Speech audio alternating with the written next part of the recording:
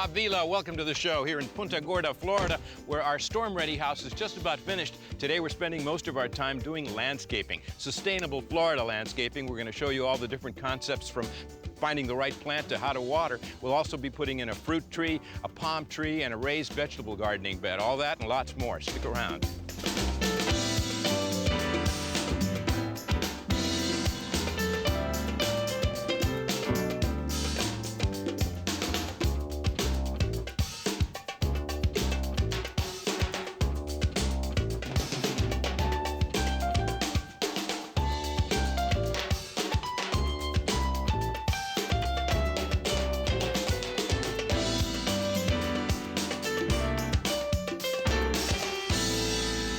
Polo is with us today from the University of Florida Neighborhood Yards program, and this is going to be a lot of fun gardening today. Now, what are some of the principles that your program tries to promote? Okay, we have 9 principles that the Florida Yards and Neighborhoods programs promote, and they are right plant, right place, water efficiently, recycling, protecting the waterfront, reducing stormwater runoff, attracting wildlife to your landscape, and managing your fertilizers and your pest. That's a lot to remember. It It's sure an ambitious is. program too, isn't Yes, it? Now, yes. let me go back to the first one a minute. Right plant, right place. Everybody assumes you come to Florida, which is one of the fastest growing states in the country, and anything you throw in the ground is going to take off like wildfire. But in many of these places that you have new developments and old developments, this is the soil. It's sandy. It's not rich. Yeah, and this soil is very typical of new construction, new residential construction in Florida. Right. And we also have compaction issues that we're dealing with here. It won't percolate if it's too compact. It will not percolate, Yeah. right. The water just comes and it stands there. Yeah.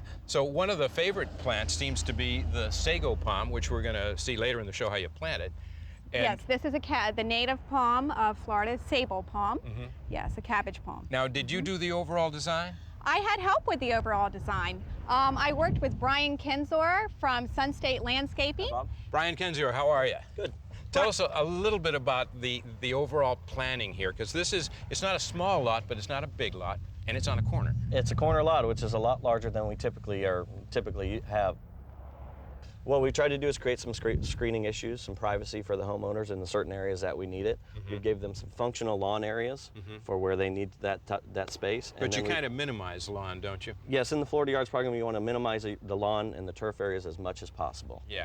Provide larger bed areas, which will allow you to have a larger landscaping as far as more beautification. Right. And it'll give you some nicer plant material. Excellent. Now, the choice of plant material is very important. A lot of people will buy a development house and start going to these beautiful garden centers and coming back with these gorgeous specimens, and then next thing you know, you've got a huge tree growing up next to your house and the hurricane comes along and you're in trouble. So how do you plan against that?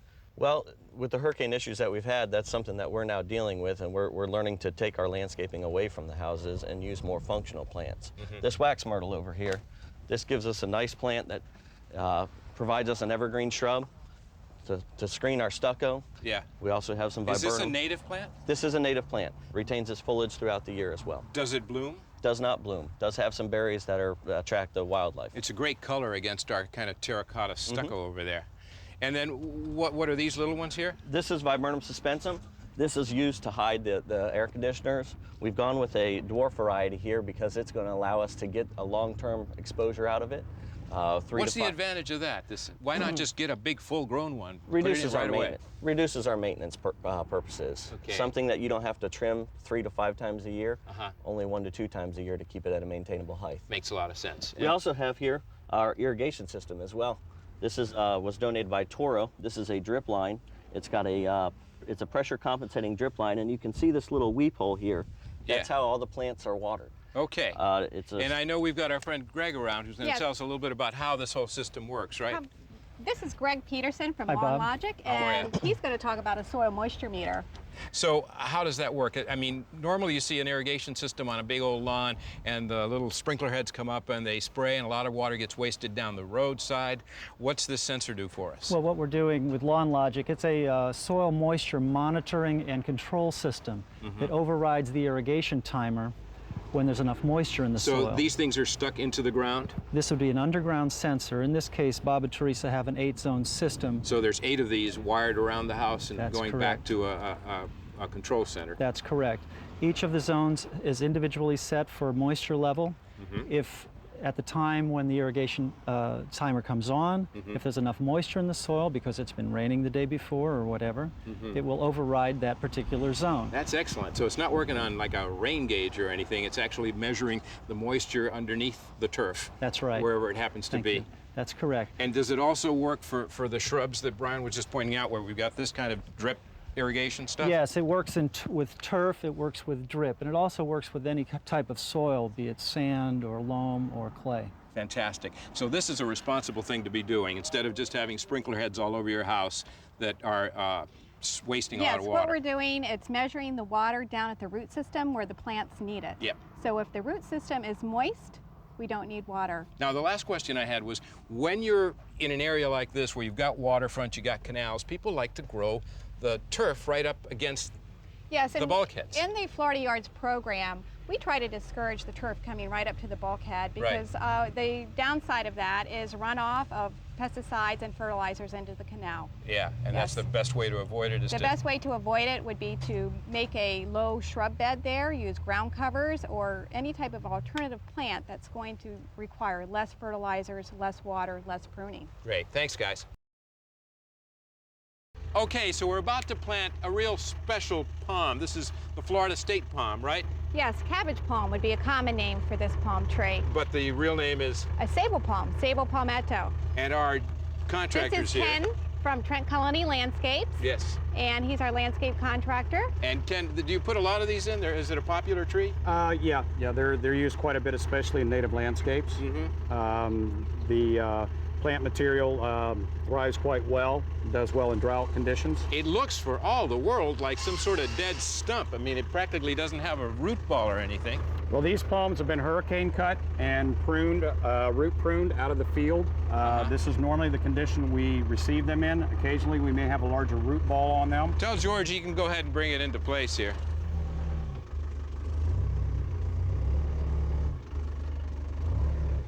And it's dry looking. It's hard to believe that this is gonna... It'll live. It'll live. It'll produce a full head of leaves within approximately 1 year. So you prune all the leaves off so that there's no transpiration. Correct. In the first few weeks after it's planted. Much less stress on the plant. And you're saying that it won't knock over in the wind. It won't. Right. This particular palm tree is one of the highest wind-resistant trees that the university has found from their research. Right. That's probably why it's the most prevalent palm anywhere in the state. Yes. All right. So what about the soil? We were talking earlier about soil conditions here. It's not black, loamy soil or muck. It's... Again, this is our typical fill soil, and this palm will adapt to this soil. What they've done is they've made the hole larger here than the root ball to give room for those tender feeder roots to come out, root in, and stabilize the trunk, stabilize the tree. Okay, and in terms of the design, we've got a whole row of about 4 or 5 of them here, and then it's been underplanted with kind of a green shrubby thing. What is that? Now what we've done here, we've put the podocarpus as a hedge along here to create privacy for the pool cage area. So the podocarpus will get pretty big? Very large, yeah. They can achieve 10 feet tall. Wow. Basically, the homeowner's in control on how tall or how wide they wish the hedge line to get.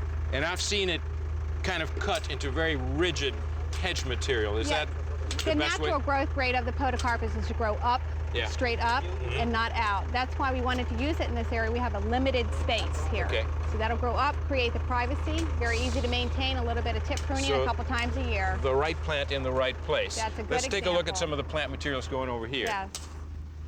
All right, now this is what you call a croton. I remember these. Yes, this is a plant that's quite common in the state of Florida, and it's actually a low-maintenance plant if it's treated properly. Is it a native? It is not a native, no, but we would consider it a low-maintenance plant, so it would be good for a Florida yard. Not many pest problems, low water requirements, low fertilizer requirements. Do they get big? They can get big, yes. Yes, this variety here is going to be a little slower growing and more compact in its growth. So Ken, the idea then is that you can just have a crew like this dig in these little holes. You've kind of laid this out according to the landscape design plan. Absolutely, absolutely. And what are all these things? Well, we have gold lantana, which is a nectar source for butterflies. Normally fairly low maintenance. This is a type of lantana. I thought lantana was a lot woodier. It can be, different varieties can get much larger and then create more of a woody situation. And then this will eventually cover this whole area. Correct, correct. And Angela, what's this gray-green? This is called Aztec grass. We're using this as a border here. Again, this is not a native plant, but it's a very good low maintenance plant, low water user. The lantana is very low water use also. The bird of paradise was put in for an accent, and should do quite well out here. That is not native. Again, this is a nice low maintenance ornamental. And this will actually have that spiky orange bloom. Yes, it gets the beautiful orange with the purple throat coming out. Yes. And Ken, again, in terms of the soil conditions here, putting all this plant material in, you don't have to amend it, you don't have to add manure or fertilizer or something? No, actually that may do more harm than good in the long run, because the plant will get used to having the nutrients in the soil, and then all of a sudden they're taken away. And you can have a decline in the plant and in its growth. Very interesting. So it goes into what it's got and it thrives in that. Correct. Yes. And another point to make here is that the more of this ground cover you have, the less turf you put in. Yes, we've limited the turf area here. We have given the homeowner some turf to the right here. They have 2 dogs, so they needed some grass for the dogs to run around and play. And we gave them some grass to the right. In this area, this is going to be transitional as a butterfly garden. So we're trying to attract wildlife in this area. And so the lantana is one of the keys to attracting The lantana nectar is source, a source of nectar. And then Yes. over here, what do we have? This is Carm DiBella from Pestagon, and he's going to talk with us about environmentally friendly pest control for termites. So instead of treating the perimeter of the house with some sort of termite poison, Liquid chemical material, that's correct. We're installing an environmentally friendly system called the Centricon system. And what we do is we insert it every 10 feet around the structure, and we monitor it bi-monthly. By monitoring it bi-monthly, what we do is subterranean termites are thermosensitive. So they're attracted to the home because of the big slab. When a tree falls in the forest, the way they find the tree is because it's cooling that portion of the earth, so termites know there's wood there. Yeah. The house does the same thing. These shield, this is a thermo shield on the top, and basically it gives it a little bit of shade, and the subterranean termites are constantly foraging for new food sources. And then once they get there, so they're attracted to the station. We monitor it every 2 months by lifting the cap. We scan it with computers, picking up information, so there's a paper trail. As the termites are attracted to the yellow pine, we insert a bait. We switch a bait called Recruit. yeah. And that's the material that actually they deliver it to the colony, and it destroys the whole colony. Rather than putting a chemical barrier and hundreds of gallons of chemicals, that degrades over years. This constantly stays the same effective as long as it's monitored. So this can go on for 10 years. It's environmentally It's friendly. diabolical. That's correct. That's great, Carm. Thanks a lot. Now, one of the great things about planting a garden in an area like this is that you've got water views in so many locations. Does that interfere with your choice of plants? Well, it doesn't interfere, but it certainly limits your selections. You have many dwarf plants that will work well. We've chosen here a dwarf firebush. This is a native plant of Florida, and it's also a great butterfly attractor. This area of the garden is to attract wildlife and butterflies. Now, Ken, let's figure out what we're doing here. This is the vegetable garden that Teresa wants. Correct. And you're creating a raised bed? Yeah, we're bringing the anchor interlocking blocks from ground level up 2 courses. Okay, and what's this black stuff? This is an erosion cloth, which stops the seepage of the potting soil from coming out from the base of the blocks. Okay, and we were just talking about how the condition of the soil here is very poor. Yes. Vegetables need rich materials. They need rich composted materials. So you'll see the typical fill soil here, and what we've brought in is a rich humus potting soil mix. This would be ideal for vegetables. We'll Okay. also be adding some soil additives to this soil mixture. Now, what are these blocks? I didn't realize they were hollowed out like that. Anchor block is the type of block in the manufacturer. They actually interlock. We use these to build retaining walls. Okay. And what's the nature of the soil that we're looking at for planting? Is it a mix of compost or what? It's compost, peat moss, shredded fir bark, and dolomite to sweeten the soil. Great, here comes another load of it. Yep. All right, so now we have a completed raised bed. And we've got this Florida heat. Can you really grow vegetables in it? You sure can, yes. We have tomatoes, peppers, and onions that'll do quite well. We have different herbs also that'll do quite well this time of year. Excellent. And Ken, the shape that you created with the cement blocks has to do with setbacks and all that, right? Setbacks, the area that we have to work with, the depth, and also leaving a pathway and accessibility. Yeah, so this will be sodded, right? Correct. Okay, thanks, nice work. Now we're gonna learn a little bit more about gardening. Yes. We're Craig. going to talk to Craig Harmer from Gardens Alive today. How are you? Hello, good, thank you. Well, a lot of the importance of gardening, not just vegetable gardening, but the whole garden and the bushes and everything else, has to do with fertilizing and pest control and how you grow your garden, right? Right. Mm-hmm. And I know there's always been problems with a lot of chemicals and things going into the environment. So what are some of the alternatives that you're bringing us? The products we recommend for fertilizers are natural plant and animal byproducts. The reason we do this is because, one, they're designed to grow the tomatoes, or they're designed to grow the separate vegetables. They offer the right amounts of NPK, but also they provide nutrients for the soil life to benefit. And if you've got good soil, then you're going to have good plants. So what have you got here? So we've got vegetables alive here, tomatoes alive for the tomatoes and peppers, vegetables for all the rest. And what is it about them that makes them unusual? Again, they're unprocessed, completely natural ingredients. We've just taken meals such as soybean or alfalfa meal and created blends for the vegetables and tomatoes. Okay, and what about pest control? Pest control, we offer a line of, again, natural products such as our Piola, which is pyrethrin and canola oil. Oh yeah, this is great stuff. Yeah, it actually works 3 different ways. It covers, suffocates eggs, it is a contact poison, and it also is an ingested poison, and it's safe for everything else. Right. So it's just targeting the pests you want to target. Right, it's not going to harm the birds. No, absolutely not. Yeah, And I can't resist this. Escargot, yeah. It's an iron phosphate product for slugs and snails. Won't harm anything other than slugs and snails. Works better than a chemical product. Great, and of course we've loaded up on our composter, which I also wanted to take a second to talk about. Does this make any sense? It makes a lot of sense in the Florida yard environment. What you can do with this, we advise when you're going around and pruning shrubs in your landscape to bring your clippings and put them into your composter. Put your kitchen scraps in there, vegetables, salad mixes, things like that. As that breaks down, it builds a very rich humus. Then you take that humus out and put it into your garden area. Wonderful. It builds the soil and enriches it just as the products from Garden Alive It offers the microbes that help build the soil, definitely. Makes a lot of sense. Thank you so much, Craig. Thank you. And Angela, you, you've Craig. done a wonderful job, and thank you to everybody at the University of Florida Extension. Thank you, Bob. We've really enjoyed the opportunity.